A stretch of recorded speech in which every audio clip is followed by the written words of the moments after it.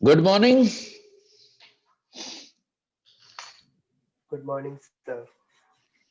Good morning, good morning. ये सारे video क्यों ऑफ है यार? हर बार क्यों एक का एक चीज रिपीट करना पड़ता है? फटाफट चलो वीडियो ऑन करो।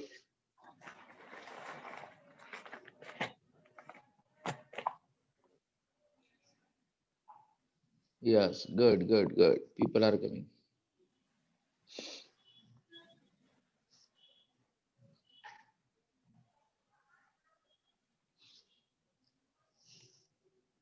Good morning. हाँ, तो आज से हम नया टॉपिक स्टार्ट कर रहे हैं, that is capital budgeting. Capital budgeting का थियरी तो आपने बेसिकली समझ लिया, करेक्ट? तो सैटरडे को हमारा वीडियो लेक्चर हुआ था, अगर जिसने भी वो देखा है कि चलो कैपिटल बजटिंग क्या है, कैसा है, बट वो जो था that is theory point of view. आज हम जो बात करने वाले, वो जो पांच मेथड प्रैक्टिकली आपके सिलेबस है, वो 5 method, how to solve a question, वो पूरा समरी चार्ट, यानी कि पांचों के जो मेथड, और उसके अंदर भी 2 टाइप्स ऑफ क्वेश्चन, यानी कि even cash flow, uneven cash flow, यानी पूरा का पूरा आज का जूम सेशन, यानी कि चैप्टर इज ओवर। उसके बाद आपको वो समझने में, वो एग्जाम्पल सॉल्व करने के अंदर, एंड आज जो भी वीडियो लेक्चर के अंदर है, हाँ, वो नोटबुक के अंदर विदाउट फेल लिख लेना। यानी कोई भी मेथड या कोई भी एग्जाम कभी भी अगर कंफ्यूजन हो जाए, या अभिषेक लैपटॉप की स्क्रीन के आजू बाजू अगर ये चैप्टर चाहिए तो एक ही पेज के अंदर आज मिल जाएगा, ऑल द मेथड्स। हाँ, ठीक है, तो चलो स्टार्ट करें। तो स्टार्ट विथ, ओके, यहाँ पे अगर हम, एक मिनट, कौन आया भाई चैट बॉक्स के अंदर? अभिषेक ही होगा शायद, लग तो ऐसा ही रहा है। ओके, तो अगर ये पर्टिकुलर चैप्टर की बात करें, तो ये पर्टिकुलर चैप्टर के अंदर हमें लर्न क्या करना है? How to the decision about a asset, यानी कि कोई भी पर्टिकुलर एसेट के अंदर या कोई भी पर्टिकुलर प्रोजेक्ट के अंदर अगर इन्वेस्टमेंट करना कि नहीं करना, वो जो डिसीजन हमें लेना है, वो डिसीजन लेना on the basis of capital budgeting. तो before we start with the individual method, सबसे पहले तो अभी मैं जो एक इनकम का जो स्टेटमेंट बना रहा हूं, वो स्टेटमेंट एक बार नोटबुक के अंदर लिख लो। Give the title income statement.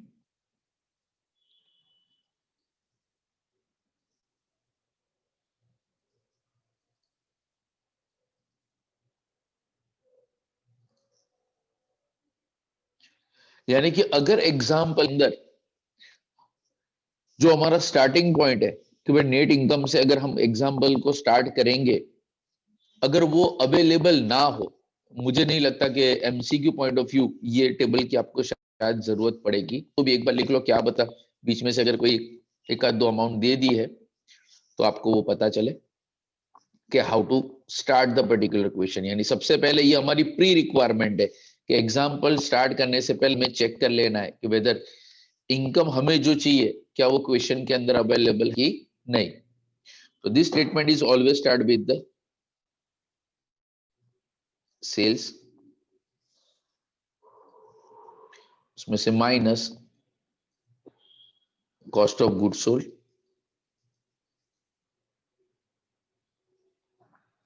तो आएगा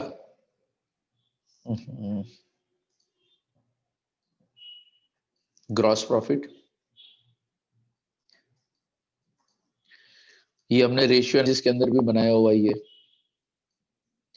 उसमें से minus operating expense. Operating expense के अंदर सुमनपुरा ध्रुवी, एक्सपेंस में हम क्या क्या माइनस करते ध्रुवी?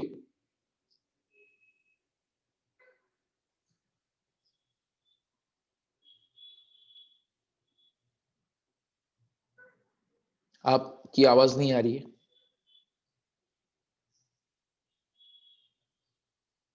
कौन बताएगा? शुभन, जानवी। ऑपरेटिंग एक्सपेंस में क्या क्या आता है? सर याद नहीं। યાદ નથી? એટલે હમણાં તો મિડ સેમ આપી આપડા રેશિયો એનાલિસિસ ની એક્ઝામ આપી ને આપણે. भूल ही गया। किसको याद है? किसको याद है? चलो चेक करते हैं. OP road Bhumi,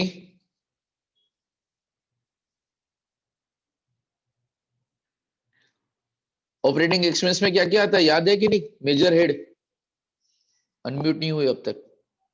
Admin expense, selling and distribution, हाँ, depreciation. यस. मेन हमारे जो 3 यहाँ पे ऑपरेटिंग के हेड थे वो थे administration, selling and depreciation. Yes, यही है. तो हमें जो मिलेगा वो मिलेगा ऑपरेटिंग प्रॉफिट, या operating profit is also known as a EBIT. EBIT में सब माइनस क्या करते थे? इंटरेस्ट. तो हमें मिलता है ईबीटी, और ईबीटी में से अगर हम माइनस करेंगे टैक्स को तो अर्निंग या तो प्रॉफिट आफ्टर टैक्स, जिसको हम कहते हैं net profit, earning after tax. But अगर जिसने का वीडियो लेक्चर देखा है वो आपको पता लग गया होगा कि in case of capital budgeting except one particular method, यानी कि आपकी जो फर्स्ट मेथड है वो है RR, accounting rate of return. And account के अंदर प्रॉफिट का मतलब ही क्या होता है? Profit after tax. यानी अगर एआरआर मेथड है तो एआरआर मेथड के अंदर हमें चाहिए अर्निंग आफ्टर टैक्स. यानी कि मान लो अगर इसमें से कोई भी इंफॉर्मेशन अवेलेबल हो तो हमें कहां तक वर्किंग करना है? ईएटी तक वर्किंग करना है. अब इसके अंदर इंपॉर्टेंट, ईएटी में ऐड डेप्रिसिएशन, तो हमें मिलेगा earning after tax before depreciation. Earning after tax before depreciation, और it is also known as a cash flow after tax.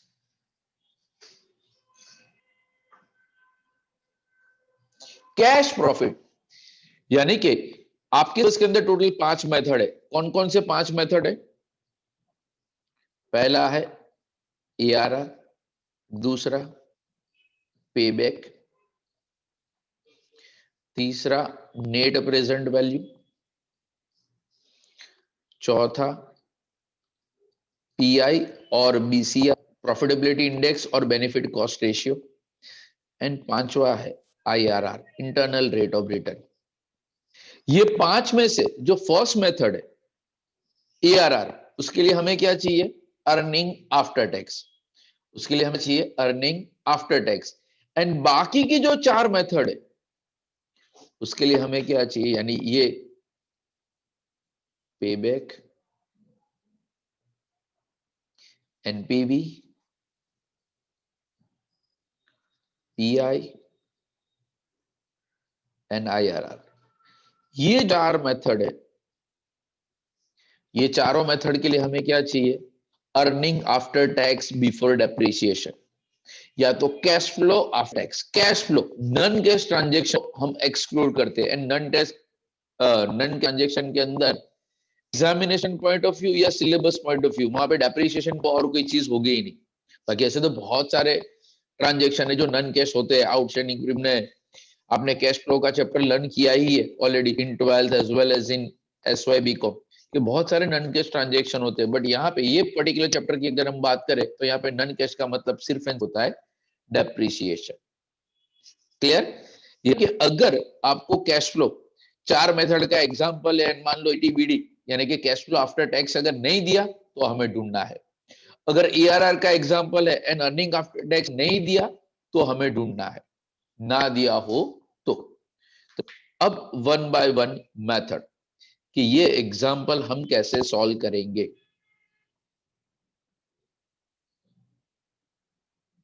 Okay,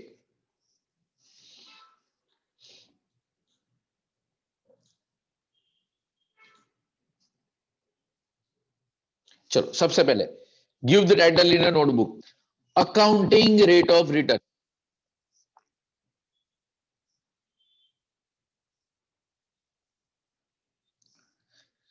ARR, तो write on the formula first कि ARR is equal to average profit after tax, average profit after tax divided by average investment, divided by average investment into 100 into 100, average profit after tax divided by average investment into 100। ये हमारा main formula है, ये हमारा formula है। अब पर मान लो अगर एग्जांपल में एवरेज प्रॉफिट ना दिया हो तो वहां पे नेक्स्ट लाइन में लिखना where average profit is equal to, where अभी विजिबल है, हाँ, average profit is equal to total of profit after tax divide number of years. जैसे हम नॉर्मली सिंपल एवरेज करते हैं ना, वही total of P8 that is a profit after tax divided by number of years.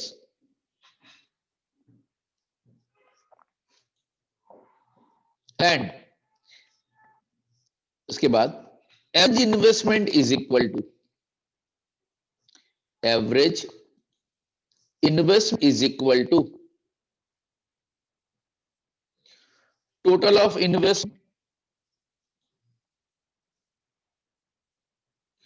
total of investment divided by number of years, total of investment divided by number of years।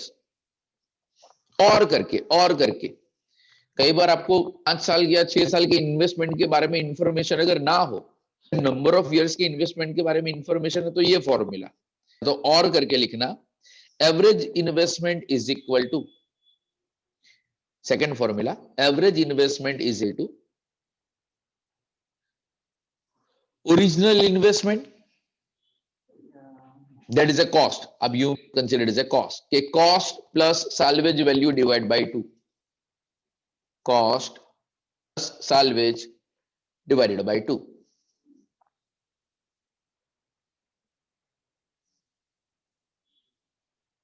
मैंने formula में तो लिखा ही है, यहाँ पे भी average profit after tax, यहाँ भी average profit after tax, but तो भी यहाँ पे नोट करके लिखना, तो भी नोट करके लिखो, here the profit is equal to profit after tax.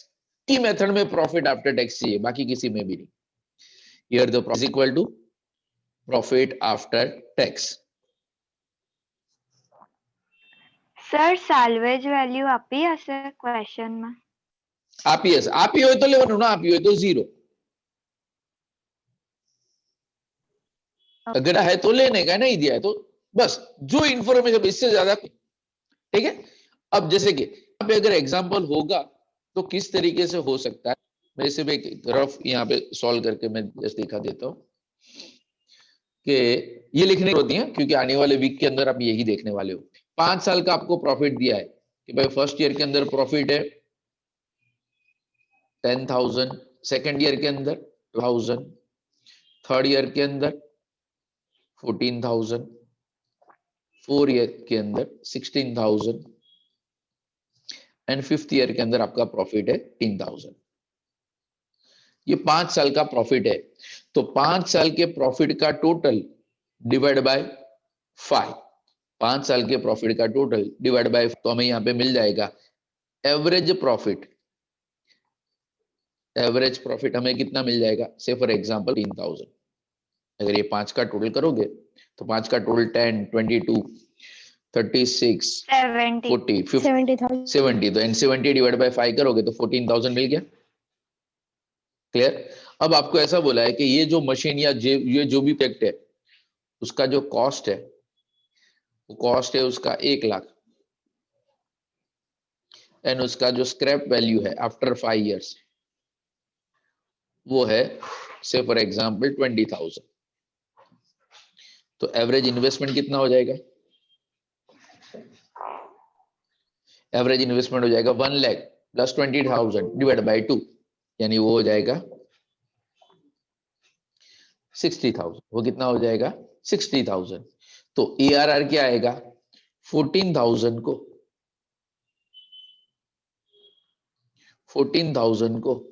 60,000 से डिवाइड करो in percentage. 14,000 divide by 60,000 into percent, यानी कि इंटू 100। 23.33. बस that is over, example over. ये मेथड में इससे ज्यादा कुछ भी नहीं है जो इसका वीडियो लेक्चर आज आप देखने वाले। क्लियर और not? Anyone having a doubt? किसी को डाउट है? No, sir. गुड, चलो। तो ये होगा हमारा ARR। मैंने आपको अगर कल का जिसने वीडियो लेक्चर देखा होगा यानी कि सैटरडे का, कि हर एक के अंदर हमें देखना, एक मेथड के अंदर इवन कैश फ्लो के uneven cash flow, even cash flow के uneven cash flow, but ARR में ऐसा कुछ भी नहीं। यानी ARR के अंदर बस एक ही टाइप ऑफ सम आएगा, that is total of profit after tax divided by average investment into 100. Yani here only a one type of example, here only the one type of example. Clear? Now give the title, payback period method.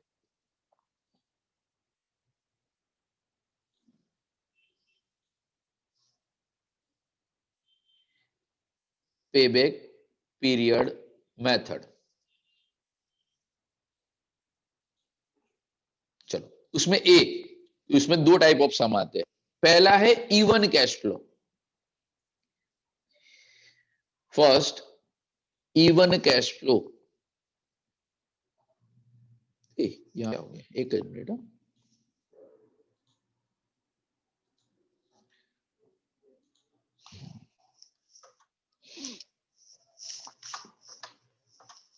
Read the formula. Payback period is equal to investment divided by average inflow. Payback period is equal to investment divided by average inflow. That's it, example over. अब तो sir ये even cash flow का मतलब क्या हुआ? जैसे अभी मैंने यहाँ पे बताया ना कि यहाँ पे हमारा इनफ्लो क्या है, 10, 12, 14, 16, 18, ये इस तरीके से इंफॉर्मेशन है 10। बट मान लो एवरी ईयर 10 10 10 10 10, हर साल अगर अमाउंट ऑफ इनफ्लो सेम हो, हर साल अगर अमाउंट ऑफ इनफ्लो सेम, कि मान लो 30,000 30,000 30,000 30,000, इन्वेस्टमेंट आपको बोला है 1 लाख, मान लो इन्वेस्टमेंट का अमाउंट दिया है 1 लाख एंड एवरेज इनको दिया है 30,000, तो 1 लाख डिवाइड बाय 30,000, यानी आपका आंसर आएगा 3.33 इयर्स। आपका आंसर आएगा 3.33 इयर्स। Got the point? अगर बीच में अगर किसी को भी कोई भी मेथड में डाउट, आप अनम्यूट करके आप पूछ सकते हो। यानी इवन कैश फ्लो के अंदर यानी कि एवरी ईयर अगर इनफ्लो है तो पेबैक का फॉर्मूला क्या होता है? Investment divided by average inflow. Investment divided by average. चलो अब बाजू में आप उसके नीचे लिखे, मैंने यहां पे बाजू में लिखा है, now give the title uneven cash. Uneven cash flow. Uneven से अभी मैंने बताया ना कि हमारा इन्वेस्टमेंट क्या, ठीक है, 10,000, 12,000, सॉरी रिटर्न 14,000, 16,000 एंड 18,000, ये इंफॉर्मेशन है। और आपको बोला है यहाँ पे हमें बोला है कि भाई इन्वेस्टमेंट इज इक्वल टू 50,000 और हमें पेबैक ढूंढना है। अनइवन कैश फ्लो यानी एवरी ईयर अमाउंट अलग हो, एवरी ईयर अमाउंट अलग हो। तो हमें क्या फाइंड आउट करना है? Cumulative inflow. क्यूमुलेटिव इनफ्लो कैसे फाइंड आउट करते हैं? एवरी ईयर अमाउंट हम ऐड करते जाएंगे। जैसे कि पहले साल होगा 10,000, उधर 12 प्लस करोगे तो कितना हो जाएगा? 22,000। उसके अंदर 14 करोगे तो कितना हो जाएगा? 36,000। उसके अंदर अगर 16 प्लस करोगे तो हो जाएगा 52,000। एंड अगर उसके अंदर 18 ऐड करोगे तो कितना हो जाएगा? 70,000। पे बैक का मतलब क्या हुआ? इन्वेस्टमेंट रिकवर करने के लिए कितना टाइम चाहिए? इन्वेस्टमेंट रिकवर करने के लिए आपको कितना टाइम लगेगा? तो देखो यहां पे चिंता मिल गया कि भाई 1 लाख डिवाइड बाय 30,000, मैंने बोला 3.30 years, example is over. But अगर इस तरह से हो तो देखो आपका इन्वेस्टमेंट कितना है? आपका इन्वेस्टमेंट है 50,000। तो ये 50,000 थर्ड एंड फोर्थ ईयर के बीच में रिकवर होगा। 3 साल तक कितना रिकवर होता है? 36,000। एंड फिर में कितना रिकवर होता है? 52,000। ये अमाउंट आपको नहीं दिया, ये अमाउंट आपको नहीं लिखनी है, तो मैंने सिर्फ लिस्ट आपके लिए तो सिर्फ ईयर इनफ्लो, क्यूमुलेटिव इनफ्लो, खत्म। आपको तो सिर्फ इतना ही लिखना है। ओके, तो अब नीचे फॉर्मूला क्या है कि payback period equal to, payback period is equal to this year plus deficit divided by next year inflow. Base year plus deficit divided by next year inflow. अगर यही आपका एग्जांपल है, इसका मतलब ये इसमें रिकवर करने के लिए कितना टाइम लगेगा? कि भाई 3 साल तो लगेंगे 3 साल तो लगेंगे, लेकिन आपका कितना लगेगा? 3 इयर्स प्लस अभी भी कितना इन्वेस्टमेंट रिकवर करना बाकी है। अब देखो हमारा इन्वेस्टमेंट कितना था? 50,000। हमारा इन्वेस्टमेंट कितना था? 50,000। और अब तक हमने रिकवर कितना किया है? 36,000 ओनली। थर्ड ईयर इधर हमने रिकवर कितना किया है? 36,000 ओनली। तो अभी भी डेफिसिट कितना बचा है? अभी डेफिसिट बचा है 14,000 का, divided by next year inflow, यानी कि 4 का इनफ्लो कितना है? 16,000। तो हम डिवाइड किसके साथ करेंगे? 16,000 के साथ, यानी कि प्लस 16,000 है, सॉरी।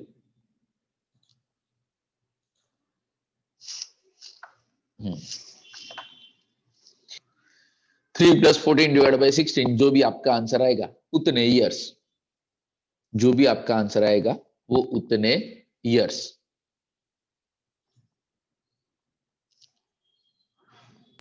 સર પોઈન્ટમાં આન્સર હોય તો પોઈન્ટમાં જ રાખવાનો पॉइंट वन लखवाणु 3.3 इयर्स, 3.33 इयर्स, 2.25 इयर्स, खत्म।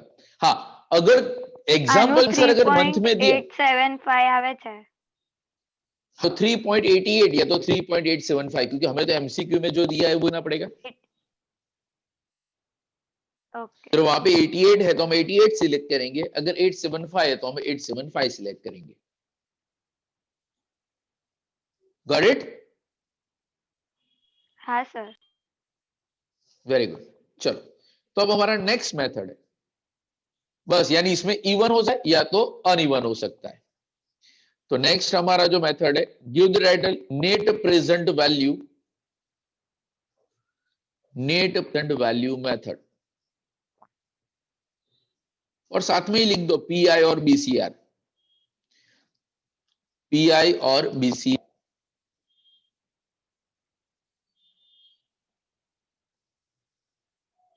क्यों? क्योंकि एग्जांपल मान लो सिर्फ पीआई एंड बीसीआर का है, पीआई सीआर का ही एग्जांपल हो तो भी ये वर्किंग तो करना ही है कंपलसरी। यानी पीआई एंड बीसीआर का एग्जांपल हो या एनपी एग्जांपल हो, वर्किंग रिमेन सेम। ओके, तो net value, net present value मतलब क्या हुआ? हमने इंट्रोडक्शन लेक्चर में भी सीखा था फर्स्ट चैप्टर के अंदर, टाइम ऑफ मनी के अंदर, कि नेट प्रेजेंट वैल्यू का मतलब क्या होता है? Present value of inflow minus present value of outflow. तो चलो यहां पे यहां से स्टार्ट होगा कि PVCI is equal to, PVCI is equal to average inflow, क्योंकि इनफ्लो हमारा कॉमन है, यानी कि मान लो 10,000 10,000 10,000 10,000, तो हमें सिर्फ 10,000 यहां पे सिर्फ एक बार लिखना है, 10,000 इनटू पीआईएफए। पीवीआईएफए का मतलब क्या हुआ पृथ्वी? हाँ सर PVIF है यानी પ્રેઝન્ટ વેલ્યુ પેલું જે ટેબલ માંથી જોતા હતા ને એ વાલી વેલ્યુ. हाँ, इसके लिए वो टेबल की जरूरत पड़ेगी। यानी अगर इवन कैश फ्लो है, हमें कौन सा टेबल देखना है? Present value of annuity, PVIF, present value of annuity का interest factor, percentage and years आपको सब में दे दिया जाएंगे कि भाई 10% 5 ईयर्स।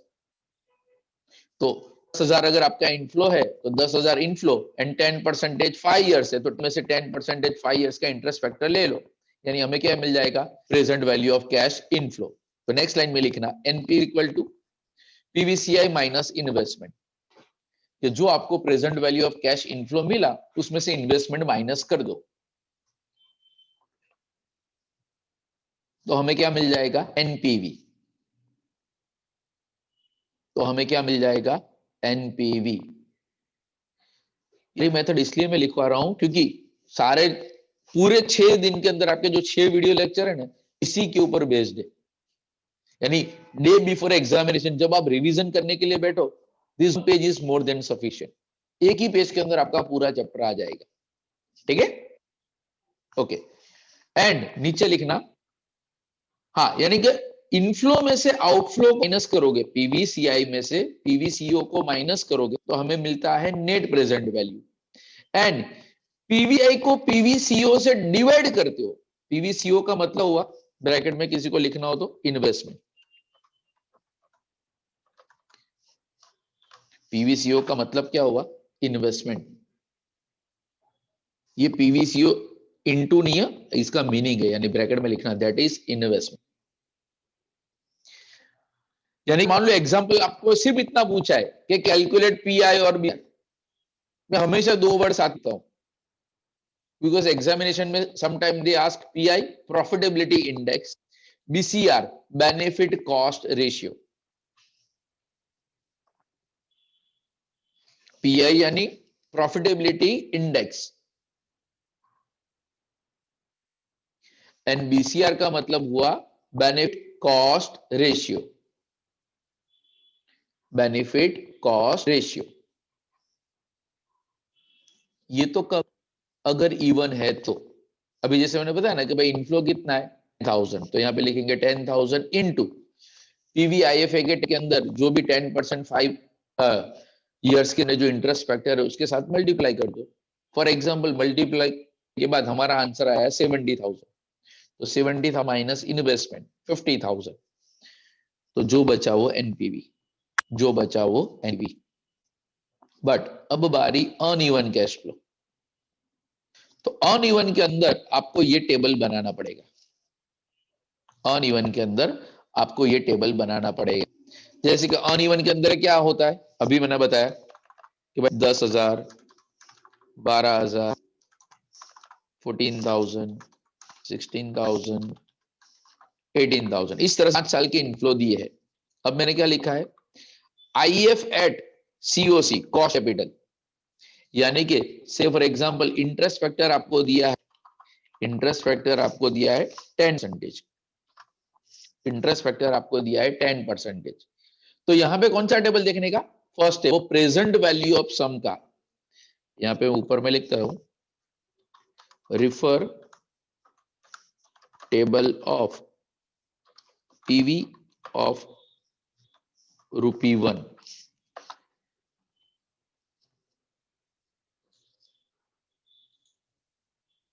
बीच में स्मीर, हाँ,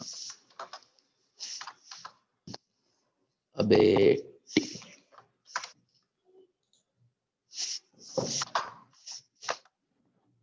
refer table of P ₹1, uneven वाला वो टेबल याद है?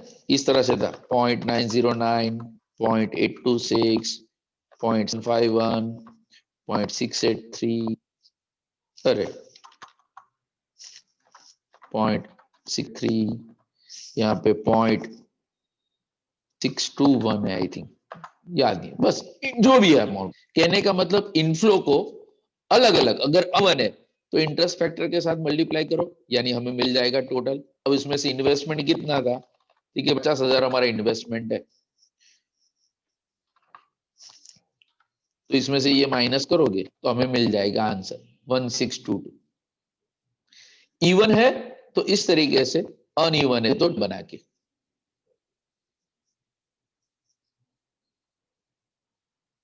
अमाउंट मत लिखना, अभी आप सिर्फ ब्लैंक टेबल बनाना, क्योंकि ये आप आने वाले एक वीक के अंदर सॉल्व करने ही वाले हो। अभिषेक लखवानु जय।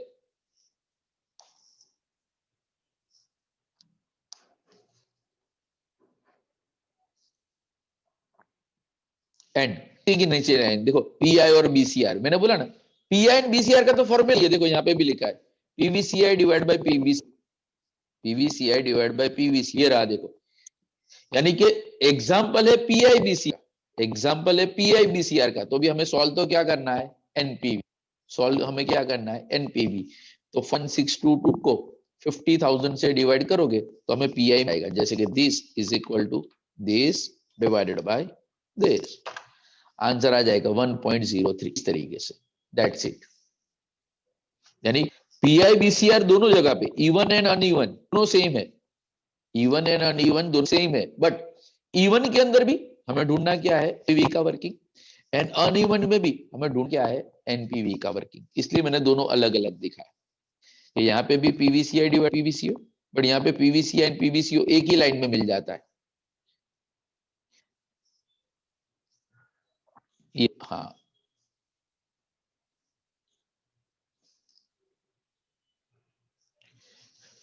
क्लियर है कि ऊपर से जा रहा है क्लियर? हाँ सर आ रहा है। खबर पड़ी ना? हाँ हाँ बस कसूर शायद नहीं यार, बहुत सिंपल है।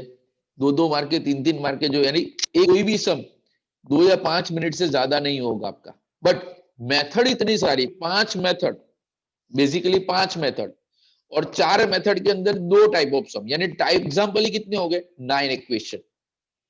टोटल टाइप्स ऑफ क्वेश्चन ही कितने हो गए, 9 टाइप्स ऑफ क्वेश्चन। एआरआर का एक, एंड बाकी सारी मेथड के अंदर 2-2, even cash flow, uneven cash flow.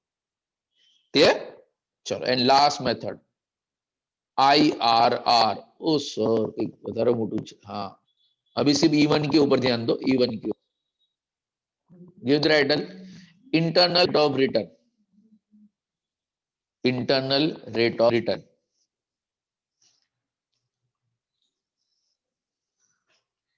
Madhavi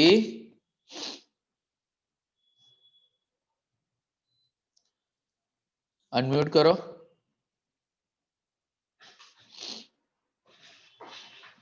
चलो, red on the first step. First step, calculate the payback period. First step, calculate the payback period. Okay, payback period हम कैसे calculate करते हैं, देखो मैंने क्या लिखा है ईशान, हमने क्या लिखा है, इवन कैश फ्लो। एंड देखो इवन कैश फ्लो में पेबैक ढूंढते, ये रहा, मैंने ऊपर ही लिखा था, ये रहा, investment divided by average inflow.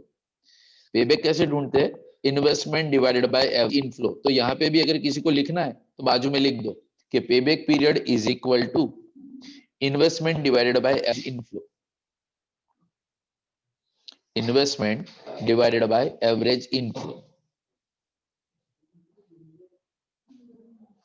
यानी कि ध्यान से समझ लो, हमारा इन्वेस्टमेंट कितना है, से फॉर एग्जांपल 1 लाख, ध्यान से समझ लो, इन्वेस्टमेंट कितना है 1 लाख। एवरेज इनफ्लो, भाई हर साल हमें इनफ्लो कितना होता है भाई, 5 साल तक हमें 30,000 मिलेगा, इवन है। तो 1 लाख डिवाइडेड बाय 30,000 करोगे तो आपका आंसर कितना आएगा, 3.33। आंसर कितना आएगा, 3.33। तो अब आपको क्या लिखना है, second step, find this answer in a table of present value annuity. ये कौन सा सम है पता है, इवन कैश फ्लो का मतलब क्या होता है, टाइम वैल्यू ऑफ मनी का हमने जो चैप्टर लर्न किया था, टाइम वैल्यू ऑफ मनी, और उसमें हमने एक एग्जांपल सॉल्व किया था, कौन सा, फाइंड आउट के। बस वो जो के था ना, यहां पे है आईआरआर। के यानी क्या, रेट ऑफ इंटरेस्ट।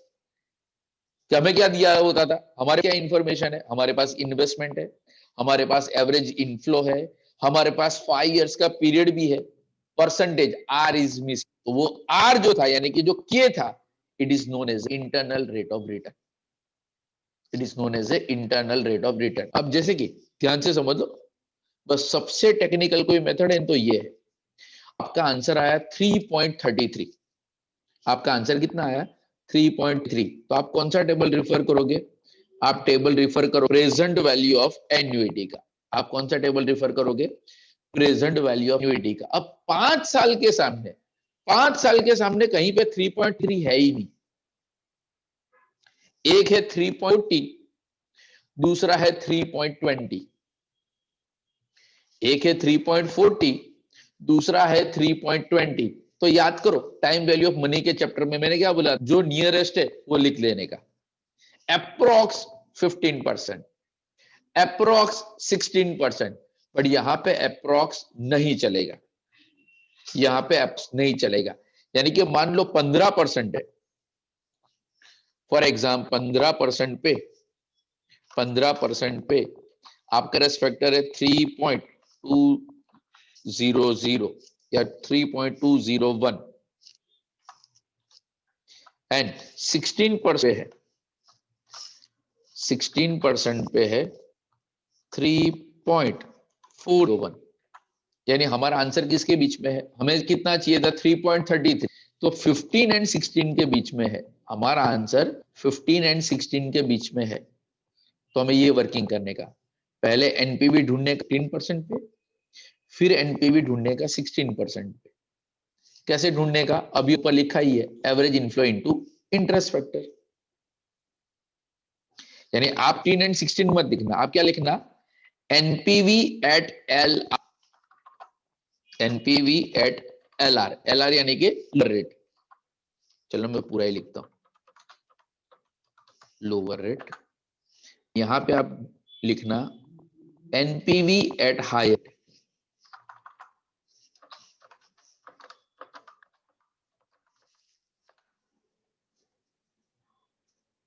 दो एनपीवी चाहिए, एक लोअर रेट पे एक हायर रेट पे।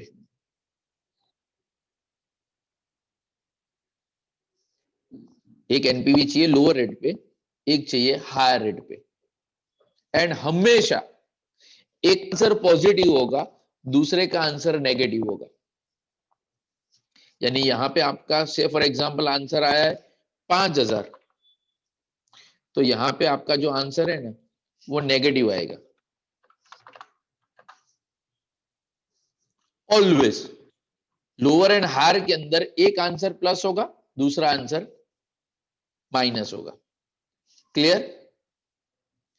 उसके बाद ऑफिशियली ये फॉर्मूला है, नहीं आईआरआर का मतलब तो सिर्फ इतना ही होता है, राइट ऑन द फॉर्मूला। ये फॉर्मूला ब्लेड में नहीं है पर अलग तरीके से लिखा है जो थोड़ा कंफ्यूजिंग है, तो ये रहेगा IRR is equal to lower rate plus NPV at a lower rate, NPV at a lower rate divided by change in NPV, divided by change in NPV into change in R and change in rate into change in rate। अब ध्यान मत लो, यही हमारा सम है। For example हमारा answer 15 and 16% के बीच में है, ठीक है। तो यहाँ पे मैं वर्किंग करूंगा तो कैसे है कि 15 लोअर रेट कितना है, ठीक है 15% प्लस 15% प्लस, अब देखो एनपीवी एट लोअर रेट, तो यहां पे मैंने लिखा देखो कि भाई लोअर रेट 15% पे हमारा आंसर कितना है, ठीक है 5000, तो यहां पे ब्रैकेट दूंगा 5000 डिवाइडेड बाय, अब चेंज इन एनपीवी, सिंपल ये दोनों का टोटल देना है। एक्चुअली चेंज का मतलब क्या होता है, 5000 माइनस 2000, तो माइनस माइनस क्या हो जाएगा प्लस, यानी चेंज का मतलब दोनों एनपीवी का टोटल फॉर द साइन, तो 5 + 2 यानी यहाँ पे कितना आ जाएगा 7000 होल इनटू क्या लिखा है चेंज इन आर, तो 15 एंड 16 दोनों के बीच डिफरेंस कितना है? देखिए 1% का, तो 1 खत्म। यानी 15%, तो 5 डिवाइड बाय 7 करो, जो भी आएगा उतने परसेंटेज। 5 बाय 7 कितना होता है? करो तो कैलसी पे, 5 डिवाइड बाय 7, 0.71, तो फाइनल आंसर होगा 15.71%। इस तरीके से, यानी एक्चुअली आईआरआर का इतना ही होता है, बट उसके लिए हमें नाटक करना पड़ता है। यानी ये आपका हुआ 5th स्टेप। फर्स्ट स्टेप क्या था? Find out payback. Second step क्या था? पेबैक को प्रेजेंट वैल्यू ऑफ एन्युइटी के टेबल के अंदर ढूंढो। बट सर मान लो फॉर एग्जाम्पल यहां पे मेरा आंसर आया 3.33, ध्यान से सब, एक मिनट, आपका आंसर ऐसे फॉर एग्जाम्पल 3.201, जो पेबैक ढूंढा ना, पेबैक का आंसर कितना था? 3.201, एंड वो किसके सामने है? 15% के सामने। 15% is the answer, example over. यानी जो आपका आंसर आ रहा है, अगर वो टेबल में आपको मिल गया, आज तक मैंने अपने लाइफ के अंदर जितने भी एग्जाम्पल सॉल्व किए, मुझे नहीं मिला। बट मान लो एमसीक्यू एग्जाम है तो शायद आपको मिल भी जाए एग्जैक्ट आंसर। तो 15 के सामने आंसर, तो 15% इज द के। 16, जैसे कि याद करो टाइम वैल्यू ऑफ मनी के अंदर हमें हमेशा आंसर मिल ही जाता था, हमें हमेशा आंसर मिल ही जाता था, तो आंसर मिल जाता है तो वही आपका के, वही आपका आईआरआर। बट अगर ना मिले तो ये नाटक का है, ना मिले तो ये नाटक करना। क्लियर? वरने का था कि डीप ब्रेथ।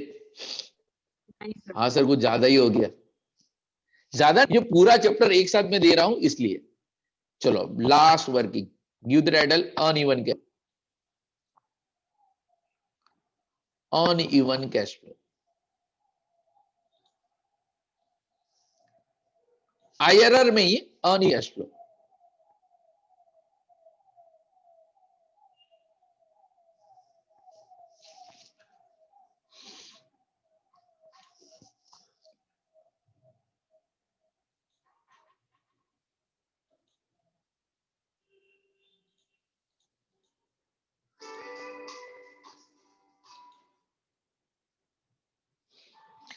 टेबल बना दो, ईयर,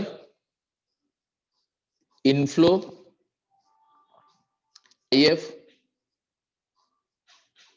पीवी। अब यहां तक देखोगे ना, यहां तक, तो ये हमारा देखो एनपीवी का एग्जांपल है, नेट प्रेजेंट वैल्यू का, जो टेबल आपने ऊपर ऑलरेडी लिखा है। यानी ये टेबल के अंदर कुछ भी नया नहीं है, बट यहां पे नया क्या है समझ लो। यानी टेबल नहीं लिखोगे तो भी चलेगा, या तो सिर्फ इतना लिख दो वहां पे अनइवन कैश फ्लो के अंदर, calculate NPV, calculate NPV as per uneven cash flow, calculate NPV as per uneven cash flow. और ये देखो ऊपर मैंने लिया, ये रहा, देखो हमारा एनपीवी का टेबल है, year, inflow, interest factor, page value, copy paste, ये टेबल देखो यहां तक का, पीआईबीसीआर को भूल जाओ, तो ये जो टेबल है वही टेबल नीचे है, ये रहा। बट दोनों के बीच में फर्क क्या है? दोनों के बीच में फर्क क्या है? अभी मैंने क्या है, हमें तो एग्जैक्ट आंसर चाहिए। आईआरआर का मतलब क्या होता है पता है? NPV is equal to 0। IRR का मतलब होता है एनपीवी इज इक्वल टू 0। वो कभी भी आपका आंसर नहीं आएगा, 0 कभी भी आपका आंसर नहीं होगा। तो इसके लिए हम करेंगे, जैसे कि आपने एनपीवी का वर्किंग किया एंड यहां पे आंसर आया 5000, आपका आंसर कितना आया? 5000। अब यहां पे नीचे नोट करके लिखो, टेबल के नीचे नोट करके लिखो,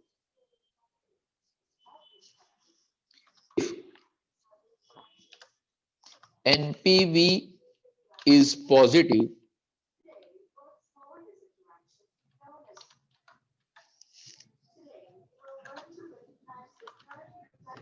try with higher percentage. यानी कि अगर 10% पे आपका आंसर पॉजिटिव 5000 है, 10% पे अगर आपका आंसर पॉजिटिव 5000 है, हमें एक आंसर पॉजिटिव चाहिए, एक आंसर नेगेटिव, एक पॉजिटिव एक नेगेटिव, यानी 10 के बाद क्या ट्राई करना है? 12%। सर 12 पे भी पॉजिटिव आया, 5%। ट्रायल एंड एरर मेथड है। एक पॉजिटिव चाहिए, एक नेगेटिव चाहिए, यानी कि दो positive, I go with the 12 और 13%, again positive, I go with the 5%। चलो अब एक पॉजिटिव और एक नेगेटिव आ गया, एक पॉजिटिव एंड एक नेगेटिव, यानी कि अभी मैंने किया था कि भाई 15 पे पॉजिटिव, 16 पे नेगेटिव, एक पॉजिटिव एंड एक नेगेटिव आया, उसके बाद फॉर्मूला तो वही अप्लाई करना है, यानी कि NPV is positive try with higher percentage, and नीचे लिख दो if NPV is negative then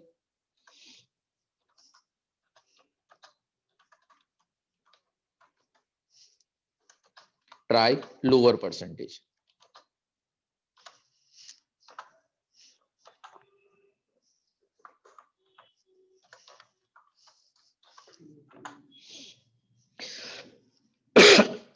मेरे हिसाब से सबसे अगर ये मिड सेम में एग्जाम आने के चांस है तो ये है।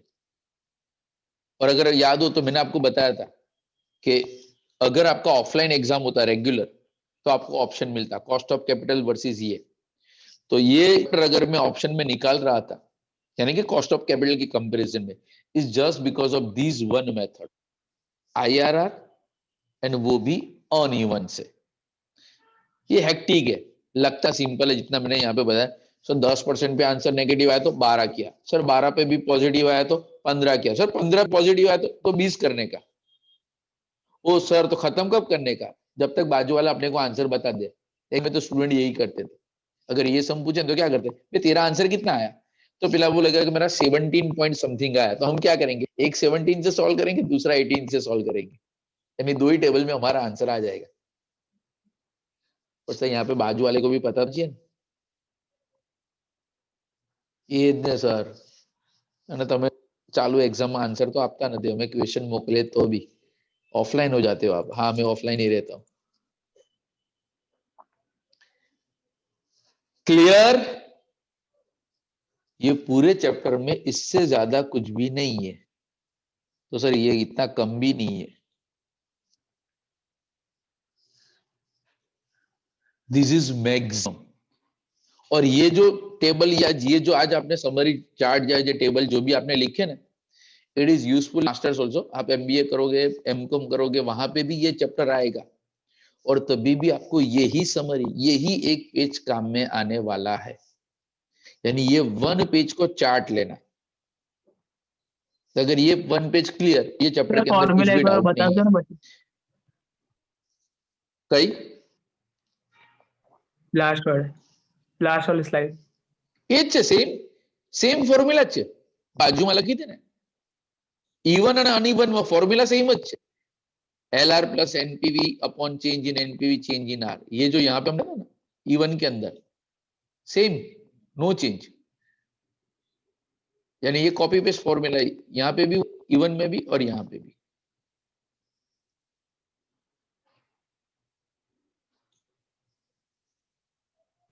ओके सर, ठीक है। तो सर ऐसा फेयर हो गया।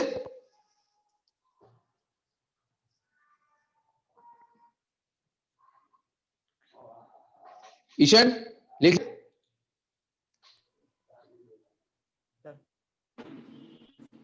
ओके सर, ये सब पेम्पलेट में ही ऐसा दे दिया होता तो कितना अच्छा लगता।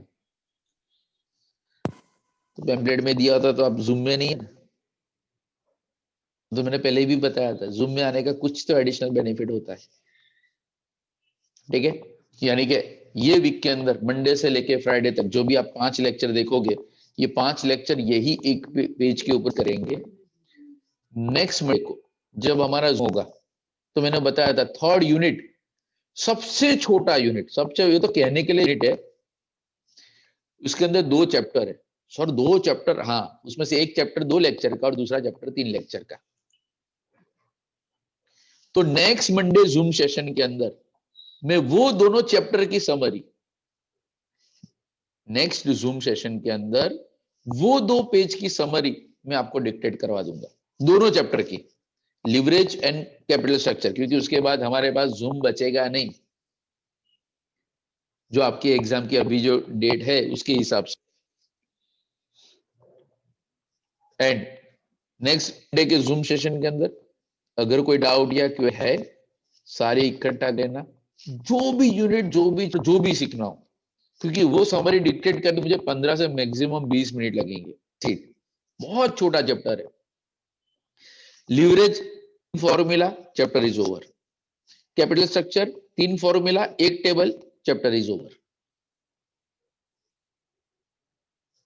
सर आप तो ऐसे ही बोलते हो 3 फॉर्मूला चैप्टर ओवर, हमें पूछो 3 फॉर्मूला याद करने में कितनी तकलीफ होती है ना रुत्वी? अब तक वो रेशियो के 20 फॉर्मूला याद नहीं हुए, ना टाइम वैल्यू ऑफ मनी के, और आप और बोल रहे हो 3 फॉर्मूला ओवर, 3 फॉर्मूला ओवर। हाँ, बट अगेन मैं आपको रिपीट करता हूं, शायद एक आध वीक में तो आपका रिजल्ट वाला, ऐसा सुना है, आजकल में ही आ जाएगा। सर प्लीज मत बोलो, नहीं चाहिए, रिजल्ट ही नहीं चाहिए हमें, भले एग्जाम ले लो। 30 मार्क एफएम में आएंगे, उतना मुझे पता है। સર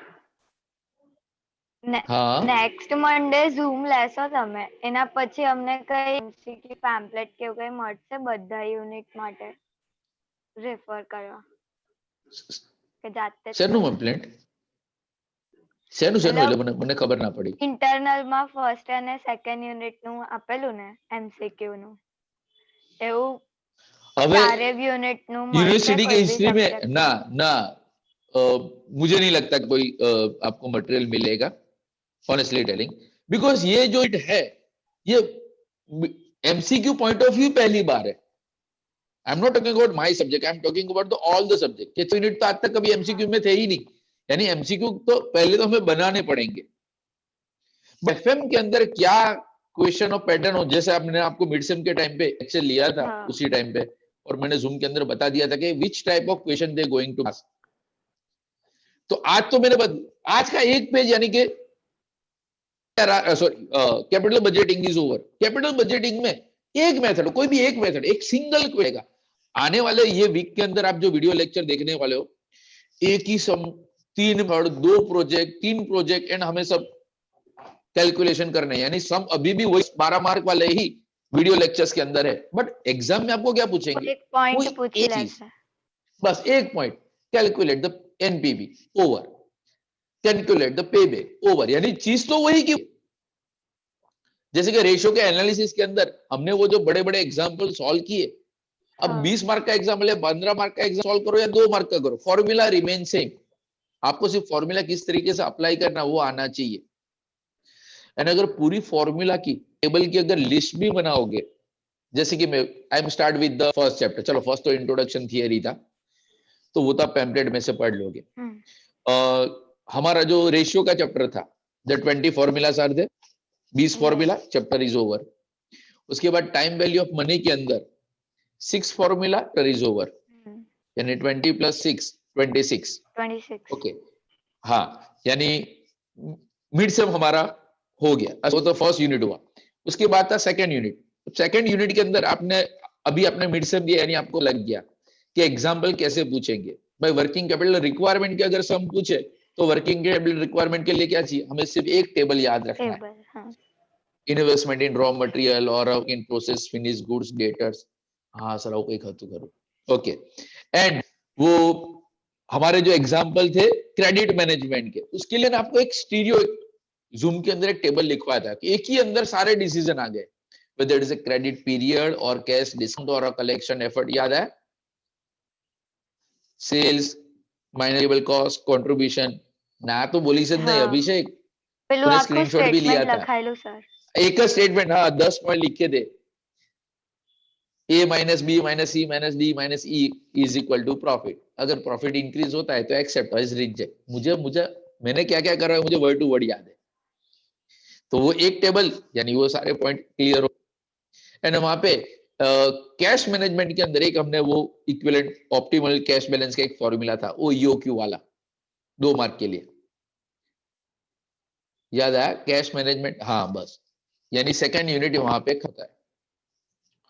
ओके, उसके बाद बारी फोर्थ यूनिट की, क्योंकि थर्ड अभी आपको देखना बाकी है। तो फोर्थ यूनिट के अंदर हमने क्या, सबसे पहले हमने पढ़ा कॉस्ट ऑफ कैपिटल। तो केई की दो फॉर्मूला, फिर से जी विदाउट जी, केडी की दो फॉर्मूला, रिडीमेबल इरिडीमेबल, केपी भी दो, केपी यानी कि कॉस्ट ऑफ प्रेफरेंस शेयर की दो formula, redeemable irredeemable, and KR कहने के लिए फॉर्मूला, बाकी KR is equal to KE. And WACC का मतलब क्या हुआ, वेट्स को कॉस्ट के साथ मल्टीप्लाई करो। तो अगेन 2 + 2 + 8 फॉर्मूला एंड एक table, chapter is over. Same way आज मैंने बताया आपको कैपिटल बजट के बारे में, एक पेज के अंदर आपका पूरा चैप्टर कवर हो जाता है। एंड मिड सेम के टाइम पे भी मैंने आपको लास्ट मिनट रिवीजन, आपको एक टेबल बना के वो पूरा एक दिया था पेमेंट, उसमें तो मैंने थियरी भी कवर कर था सर। आ वक्त भी वो आपसो नहीं એટલે લખાઈ દીધો અત્યારથી, આપીશ तो भी आज આપીશ, थोड़ी आएगा, यही आने वाला है। लास्ट मिनट रिवीजन में बस एक पेज पढ़ के चले जाओ, सारी मेथड। जितने यूनिवर्सिटी पेपर से इस बार कोई होमवर्क नहीं दिया ना, यूनिवर्सिटी पेपर से डिस्कस किया, उसके पीछे का रीजन ही क्या है कि आप वीडियो लेक्चर में ही इस तरह से सारे कंसेप्ट क्लियर कर लो कि आपको एक्स्ट्रा प्रैक्टिस की जरूरत ही नहीं पड़े, क्योंकि उतना टाइम ही नहीं है आपके पास। यहाँ पे तो अच्छा है कि सर एक पेज दे दिया हमारा हो गया। What about law, what about the other theory paper, पागल हो जाओ सर, वहां पे तो पॉइंट भी याद नहीं रहते। अगर पॉइंट की भी लिस्ट बनाए तो भी वो पेजेस में आते, पेज में नहीं, पेजेस का एक चैप्टर खत्म होता है हमारा। हाँ सर, गूगल करना पड़ता है, पता नहीं बाजू में भाई बैठा हो टैबलेट लेके, उसको क्वेश्चन का आंसर ही नहीं मिल रहा है, तो कितना भी ढूंढने का ट्राई कर ले, बे डूबा सोच सोच आपने कही है। Third unit 5th page paragraph, तो भी उसको आंसर नहीं मिलता। Got the point. यानी ये जो समरी है, हाँ सबने अच्छा है कि ध्यान से लिखी। ऐसा होगा तो मैं